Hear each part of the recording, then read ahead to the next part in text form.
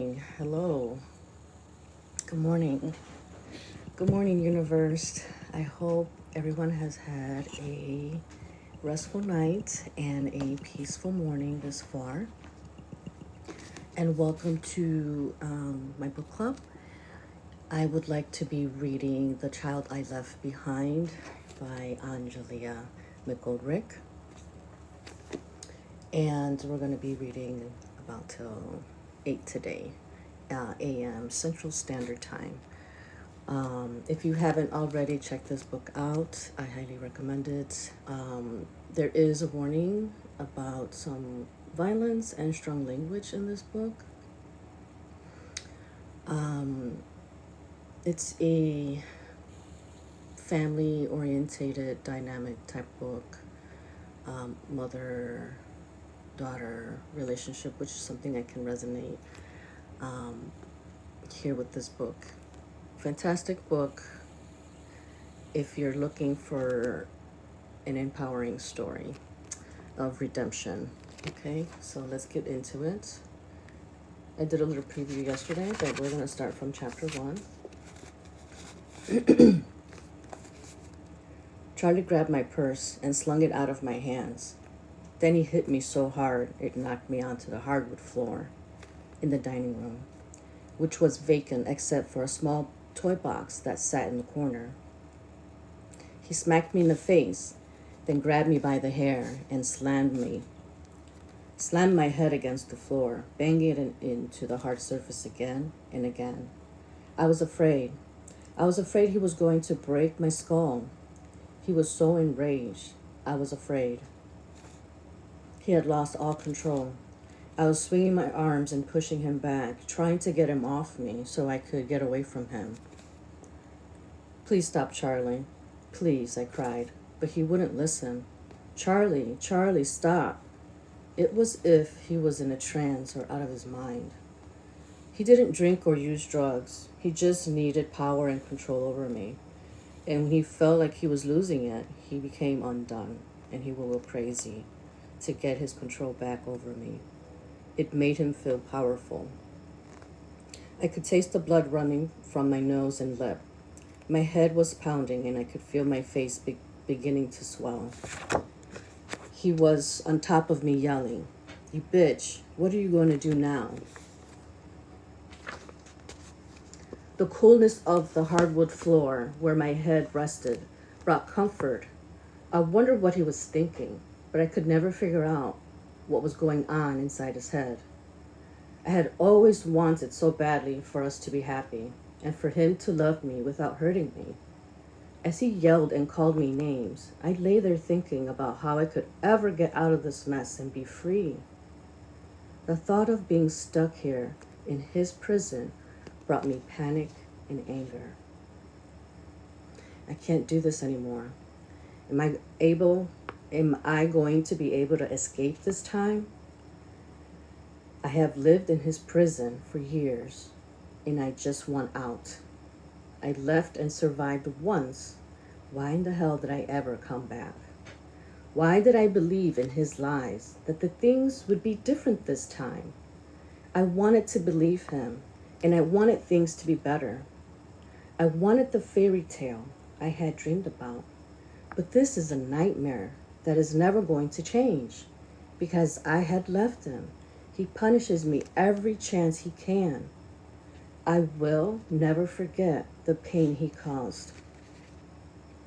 I knew if I didn't figure it out soon, one of us would end up hurt or maybe even dead. And it scared me. It scared the shit out of me. He continued to shout at me and was knocking me around and slapping me across my face to make sure he had my attention. I shouted, "Please stop, Charlie." I could hear the door to Leia's room squeak as she opened it and ran from her bedroom, awakening from her nap by the rumble of his voice and the screech of the scream that came reactively from my lips. Her blankie was wrapped in her arms and snuggled up to her body for comfort. Her blonde hair lay in curls and bounced as she approached me and began to plead. Please, Daddy, don't hit Mommy. Why are you hurting Mommy? She ran and lay down beside me and gently rubbed her tiny hands on my face to wipe the tears that fell down my cheek. It broke my heart for her to see this. I wanted so badly to jump up and take Leah and run out of the door and leave and never look back. I stopped fighting him as I pulled Leah into my chest. He looked at her and stopped hitting me. He got up, started pacing, rummaging through the house, throwing my stuff everywhere, kicking it across the floor, shouting and calling me names. I didn't get up to try to stop him this time. I didn't care anymore. I was so sick of this. None of these things meant anything to me. I was just empty, numb, and tired of fighting. I was just out of it. I cringed as he walked closer to my body, curled up in a fetal position, lying still on the floor, holding Leia and thinking of how I could get out of here. I could see a spider crawling across the floor, making its way to a well-spun web, oblivious to the fear I felt or the pain I was in. I wanted to flinch, but I kept still. I didn't dare move, in fear of him hitting me again. But just as I thought left me, he kicked me in the back with his boot, and instantly my body coiled up in reaction to the pain. I couldn't control the movement that naturally occurred as my body tried to protect itself.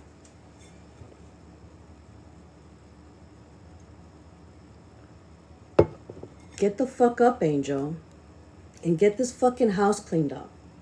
I screeched out in pain and pulled Leia closer into my chest. I have to get out of here. If I don't go now, I may never get out. I gained enough strength to pull myself off from the floor. I knew if I didn't leave now, he was going to kill me. If not today, someday soon. I began picking up my things and straightening up the house back from the tirade he had demanded. I noticed my purse and keys were lying on the floor near the door where he knocked them out of my hand. Just as he went into the kitchen, and I was several feet away from him, I grabbed Leah and my purse and ran for the door, stumbling down the stairs of our 2-story flat, running with Leah in my arms as fast as I could. Immediately, he came running after me, grabbing my arm. The final few steps of that bottom of the stairs, I pushed him backward. As I went out the door and got a few steps ahead of him, I ran and got in the car. My hands were trembling as I fumbled with the key, rushing and trying to get into the ignition before he got to me. Leah was crying. It's okay, baby. We're going to go for a ride. Just as I got to the car, he ran to the passenger side and found the door unlocked and jumped inside. My heart sank. He began trying to grab for the keys, and I put the car in drive and drove off with him in it. If I can just get somewhere in public, he wouldn't hurt me in front of other people, or at least they can help. I didn't know where I was going. I thought quickly, I can take him to his mom's. She only lives a few miles away, and I can drop him off. She can calm him down, and I can leave. She will tell him to stop acting this way. He slammed his foot into the dashboard and was shoving me while I was driving, trying to get me pulled over. I feared he was going to crash the car, but I was more afraid of stopping. Charlie, please stop. You're going to wreck us. You need to pull over right now, Angel, he shouted. My foot was shaking so bad, I could barely keep it on the gas pedal. I drove as fast as I could to get to his mother, even hoping I would get pulled over by the police. I finally got to his mother's house. I jumped out of the car, leaving Leah behind. Blood, snot, and tears were running down my face. I was hysterical. I banged on the door as hard as I could. Dottie ran out. What in the hell is going on? Charlie has gone crazy and he won't calm down. Please help me. She shook her head. Now I am sick and tired of this fighting going on. You all need to get it together. I don't know about the two of you. Why can't y'all stop all this foolishness and figure this out for the baby? Charlie was her baby, and she was always sided with him. Charlie ran upon the porch with Leah in his arms, blaming me. It's her, Mom. She's trying to leave and take my baby. I'm not going to let her go this time. He began screaming in my face. Leah was crying and reaching for me. I tried to get out of his arms. I tried to get her out of his arms. She was scared, and I wanted to comfort her, but he keeps pushing and shoving me away. I just wanted to get her out of his arms and leave. I was done with all this. I just wanted out. At some point while we were arguing, Dottie went back into the house. Then suddenly Mitch rushed out into the porch with a double-barrel shotgun. The same shotgun weeks before Charlie had pulled on me. He had pointed that gun at me. Get the hell off my porch, he shouted. I was in shock, and my mind raced. I wanted so bad to grab Leah from Charlie's arms, but I knew if I did, he would shoot me. I ran off the porch screaming for my life. Mitch continued to chase me with the gun. I ran as fast as I could and got into my car trembling. I knew any second he was going to pull that trigger, and I would be dead. I managed somehow to get the key into the ignition and got the car started as he was staring me down. I pulled away, leaving my baby girl crying for me in Charlie's arms. I felt like I was in a nightmare I couldn't wake up from. This can't be happening. I thought as I drove fast as I could to get off their street. I didn't know where to go or what to do. I was a nervous wreck. And in the shock of everything that had happened this morning, I knew going to the police was a waste of time. I drove in a trance, trying to get my thoughts together and figure out what to do. I don't have anywhere to go. I sobbed as devastation rose up within me. My poor baby girl. Oh, I should have had stayed quiet. I shouldn't have ran out of the house. None of this would have happened. I blamed myself, just like Charlie did, adding insult to my injuries. What am I going to do? I have nothing. I don't even have my uniform for work. I have no money, no friends, and nowhere to turn. I burned all my bridges. My mind raced as I drove aimlessly further away from Dottie and Mitch's house, trying to calm myself. But I just couldn't. I remembered school. Yes, I can go to teen parent program. They will help me. They will help me for sure. An ounce of hope came through my tears as I drove onto the I-75 South toward the school. That was chapter 1.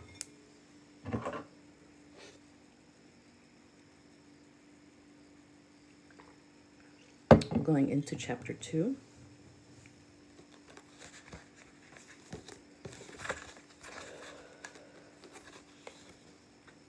As a child, our small 3-bedroom yellow bungalow house sat at the dead-end street, backed up to the brick yard with a railroad track, just on the other side. Many times at night, I laid awake, listening to the train shake the glass panes in our windows as it passed. Honeysuckle vines entangled the fence between the brick yard and the 12 small houses on our little street. All the houses were similar but quite unique in their own way. They each had a different color brick and shingles and were landscaped to match the personality of the homeowner. Tall green trees stood in some yards, while a hedge of bushes lined another.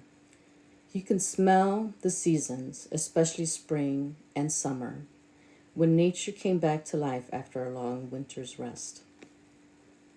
The air was so fresh with the fragrance of flowers and recently cut grass, and sometimes you can smell butterscotch from a nearby factory that made food flavoring. We often awoke to the songs of birds chirping in the morning, sun, and saw the lightning bugs by hundreds that lit up the night sky that we chased and caught and put in mason jars to illuminate our rooms while we slept. Playing baseball or swimming in public pool around the corner at Caldwell Park was an event that took place nearly every day in the summer in the small village of Carthage, on the outskirts of Cincinnati, where I spent most of my childhood. We often walked or rode our bikes a few blocks to the corner pharmacy on Vine Street and Seymour Avenue to buy penny candy by the bagful. There was never a time in those days when you didn't see kids outside riding their bikes, playing ball, or roller skating. We never considered staying in the house. Even during the coldest months of winter, we were outside making snowmen or snow mountains to sled down. We used our imagination every day to create a magnificent adventure. My parents grew up in Appalachia, in the coal fields of Harlan, Kentucky, and were called hillbillies. Their difficult circumstances shaped their lives. It was a place where poverty reigned and hope of a better life was drained if you stayed around too long. Education wasn't important as surviving. Daddy only had a third grade education and Mom only finished eighth grade. They both went to work to help their families survive. Both of my parents lived in a dirt floor home with an outhouse for a bathroom. They had to get up before daylight to bring water in from the well to wash for school. Clothes were washed on washboards and hung out in the sun to dry. They never owned a television or telephone. The first time Mom ever saw either of these was when she was 9 years old, ironing for rich folks in town. Mom was the baby of 14 children, and her dad died when she was only 3 years old, leaving the family in poverty. She rarely had any toys. That was a luxury her family couldn't afford.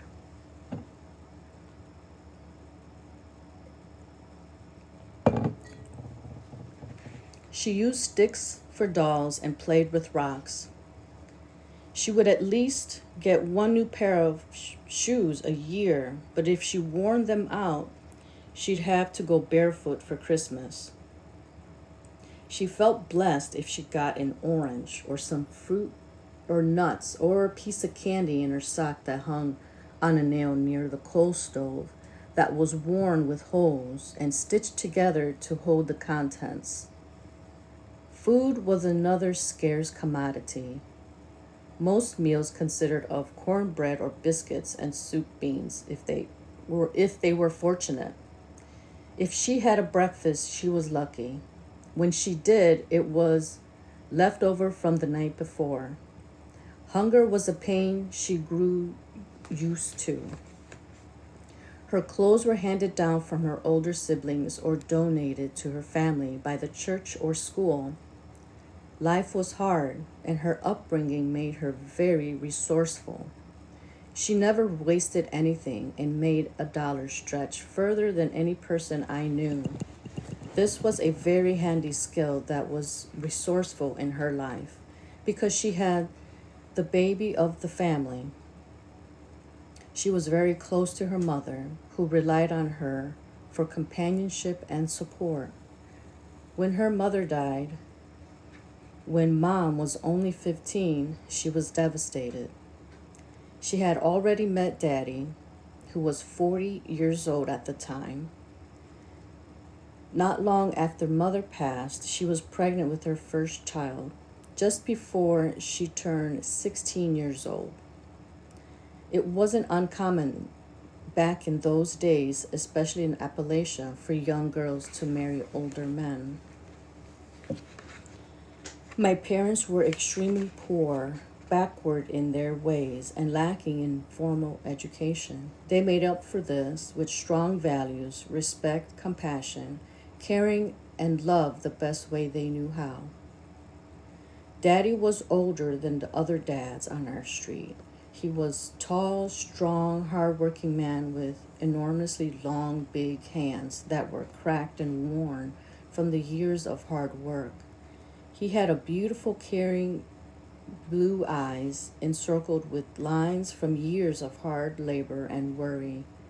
He had a tender heart for his children, love for his family that was deep beyond measure, and empathy for the less fortunate. He'd buy watermelons and call all the kids on the street over and cut them open and share with everyone. If he saw a beggar outside a restaurant, when he'd take us out to eat as a treat, he ordered another meal and took it to them and let them know he'd be praying for them. He was good-natured in that way because he knew how it was like to go hungry. Even though we lived in the city, we raised chickens to eat, planted fruit trees in our small backyard, and grew a garden and canned food each year to help us get through the winter. He never wanted to see anyone, especially children, go hungry like he did when he was a boy. He was very strict and stern disciplinarian with a big heart. He didn't think twice about whipping us if we needed it. I was the most strong-willed, active, and nonconformist, unwillingly to bend against my determination to do things my way, no matter the cost, which meant more discipline for me than my siblings. I was very headstrong and found myself many times at the other end of his switch.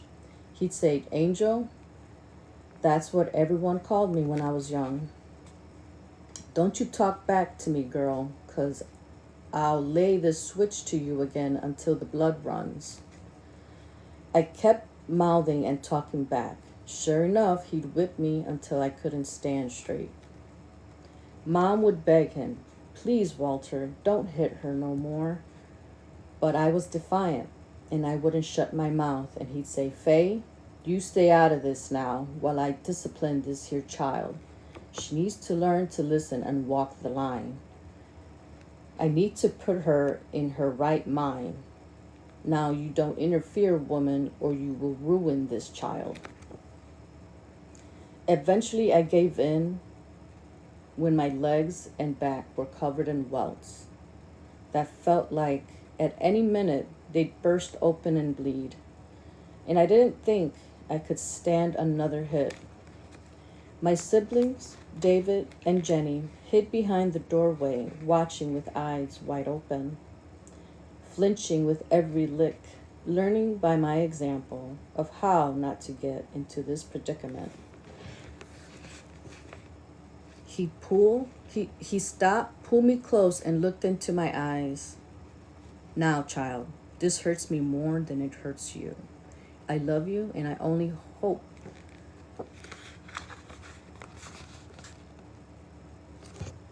I only whoop you 'cause I love you, girl. You have to, excuse me.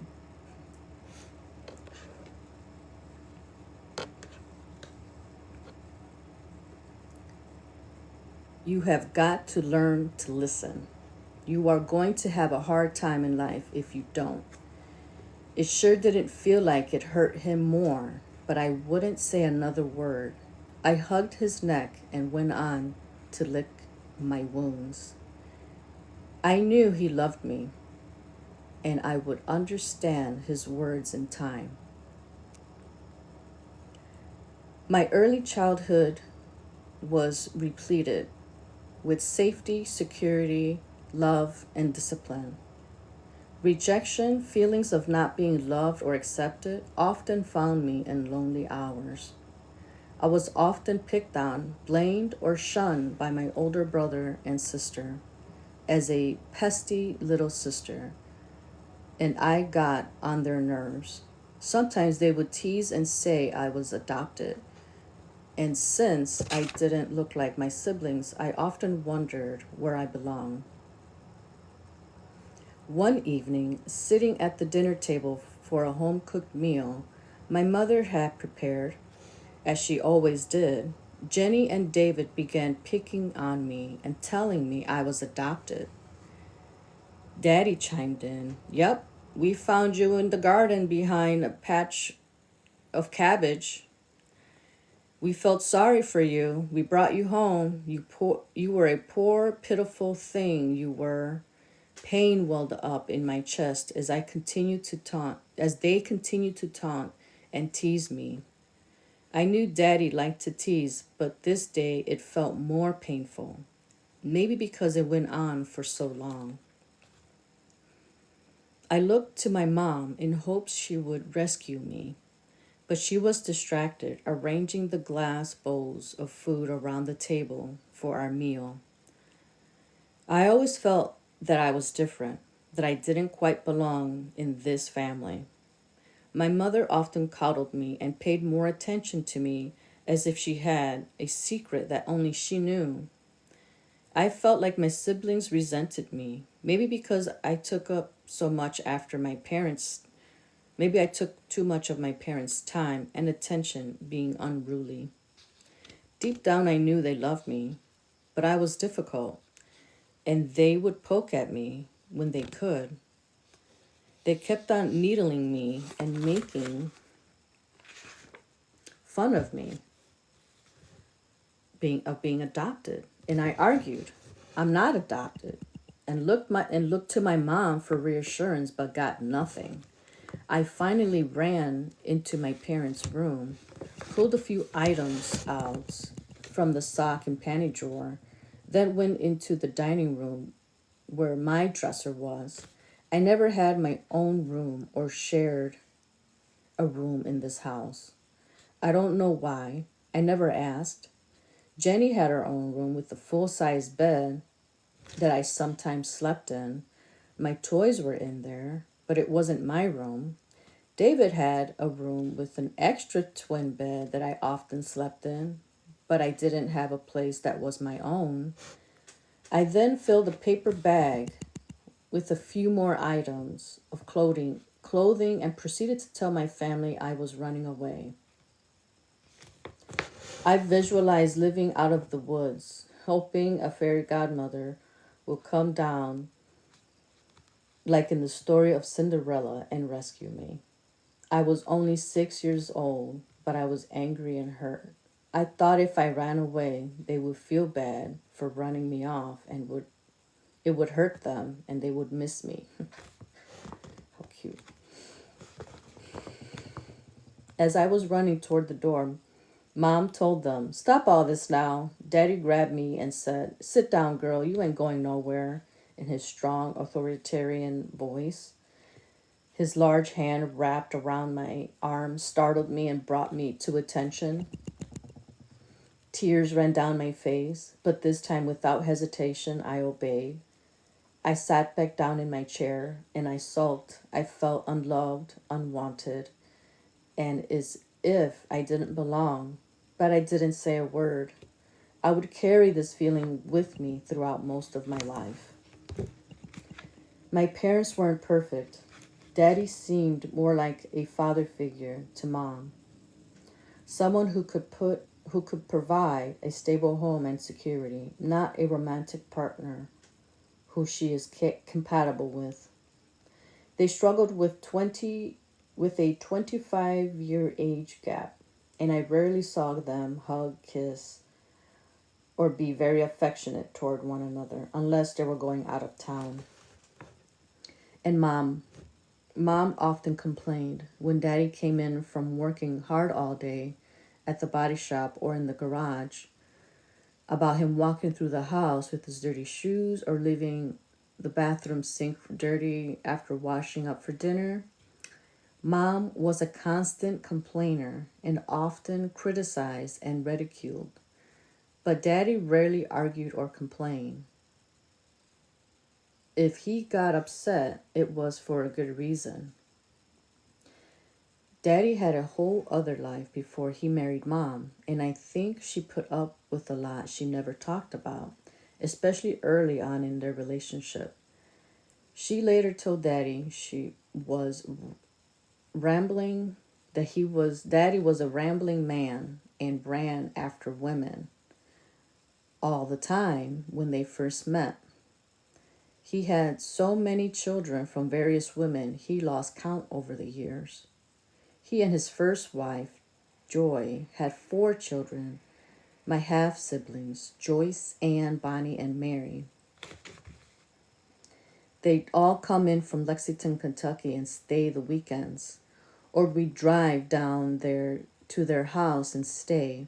Mom never seemed to mind when they came home to visit, but I often wondered later in life if it ever bothered her that Joy came with the kids and would even crawl up next to Daddy and they'd talk and carry on for some time. But to me, we were just one big family.